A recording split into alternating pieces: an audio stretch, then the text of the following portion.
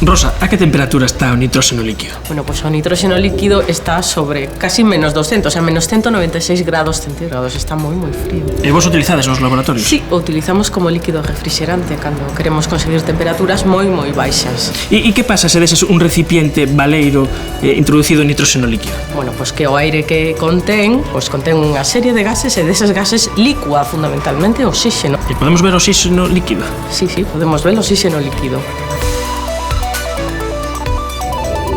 Poñemos un tubo ao aire durante media hora nun baño de nitróxeno líquido. Ao cabo deste tempo, apreciamos un líquido no seu interior. Vele aquí o oxígeno en estado líquido. E cando metemos un globo de aire normal e nitróxeno líquido, que acontece aí? Pois que o aire que está en estado gaseoso condensa e é o que vemos caer no tubo, como aire sólido. E o convertimos nun líquido? E o convertimos nun líquido, claro. Un líquido moi frío. Claro, a esa temperatura está congelado. Para poñer isto en práctica non temos máis que sumersir un globo en nitróxeno líquido. Inmediatamente o aire licúa e se lle damos la volta ao globo podemos aprecialo claramente no tubo de ensaio. Como o tubo está a temperatura ambiente, o aire volve a estado gasoso e o globo recupera a súa forma.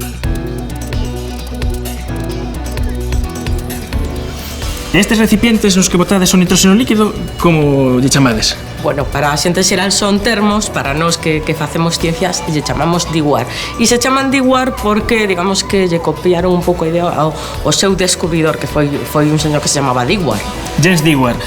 Estes frascos o que teñen para que non perder calor e que dentro teñen un baleiro. A superficie é unha superficie espellada. O único sitio polo que perdemos o calor é pola parte superior de arriba. Por eso os termos conservan moi ben o café, pero ao final se acaban enfriando porque pola parte de arriba non aillan ben.